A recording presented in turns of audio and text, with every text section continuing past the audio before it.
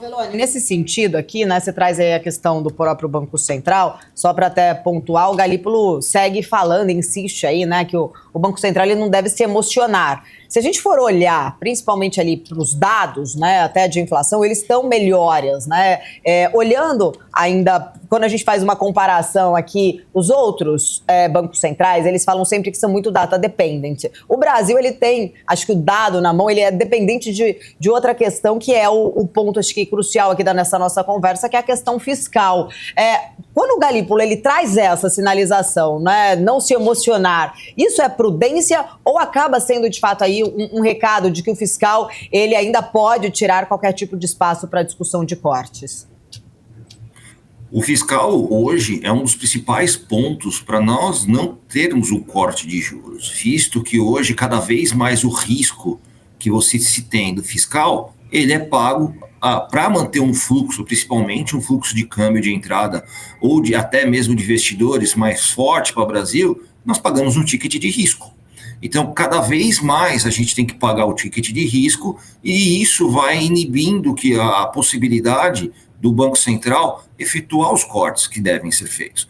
Apesar de que, vamos colocar algumas aspas, né, nós estamos vendo os números de emprego ainda forte no Brasil, um crescimento, apesar da desaceleração da indústria, ainda o emprego vem forte, e também agora, principalmente nesse final de ano, ainda se tem aumento de gastos sazonais. Esses próprios gastos do governo, do fiscal, que vem injetando dinheiro na economia, e isso, obviamente, vai também gerar muitas aspas para o Galípolo cortar efetivamente juros. Então, a gente está tendo entrada de recursos do governo através de auxílios cada vez maiores, e isso, a isenção do imposto de renda, a sazonalidade que temos de final de ano, de 13º e também de aumento de gastos, isso faz que ele tenha essa devida cautela que, no meu ponto de vista, é extremamente pertinente para o atual cenário macroeconômico. Então, é por isso que ainda não temos problemas maiores ainda com a economia brasileira, até por essa postura bem que eu posso falar, prudente que se toma o Banco Central hoje.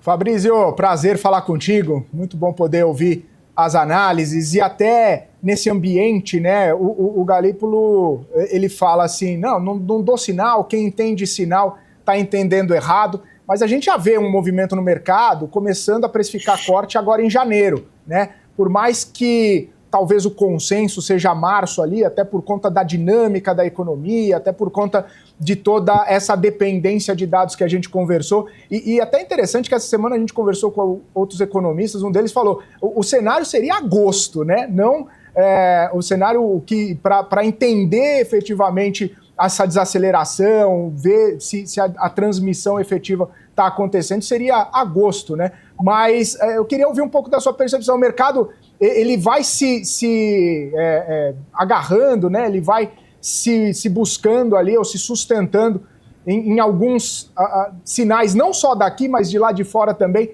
para bater nessa tecla de corte em janeiro. E aí, aproveitando, como que está a sua percepção e contexto sobre isso? Felipe, você tocou no ponto. Se você olhar internamente, até com o atual cenário macroeconômico, tirando essa parte de gastos, a arrecadação subindo, você pode abrir um espaço. Mas também o externo hoje, quem em agosto poderia apostar no problema que nós temos com as tarifas nos Estados Unidos. Isso aí, até mesmo o shutdown nos Estados Unidos vai gerando, e é uma reação em cadeia, não só para o Brasil, mas para emergentes também. Vamos falar hoje que os dados que vieram dos Estados Unidos foram dados fortes.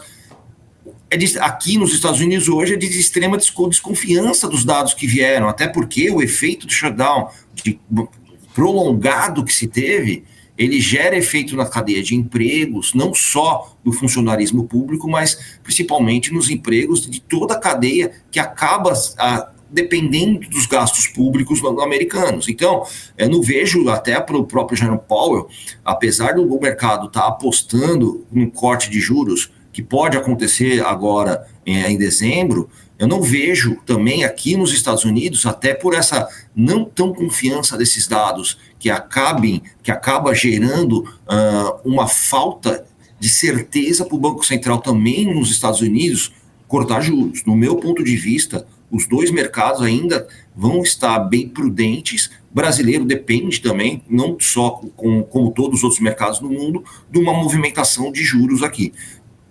Reduzir o diferencial de juros hoje entre Brasil e Estados Unidos é um tiro no pé muito grande. Então, até mesmo o Galípolo vai ter que ter uma clareza um pouco maior do que vai acontecer, principalmente aqui no Fed. Tomando base com os dados que vieram para o Fed tomar sua decisão, sim, cortaríamos juros. Agora, em grande parte do mercado, tenho uma desconfiança qual é o tamanho da contaminação desses dados por efeito shutdown. Então, é um ponto que talvez possa ser levantado na próxima reunião do Fed e faça o Fed ter uma postura um pouco mais conservadora de manutenção. Ô Fabrício, até interessante, a gente estava comentando, né? Ibovespa renovando máximas aí, mesmo nesse cenário de apreensão, né? Não só a máxima de hoje, mas as máximas que a gente viu anteriormente sendo renovadas num clima não de euforia, né? Um clima mais contido, com um cenário doméstico truncado, inclusive, muito bem abordado aqui por vocês.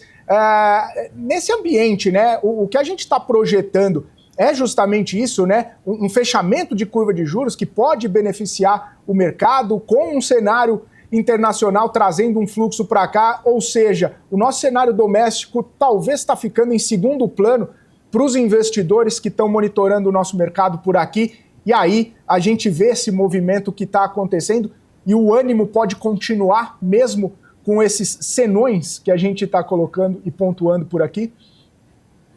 Felipe, é um movimento um pouco diferente que a gente viu lá atrás, né?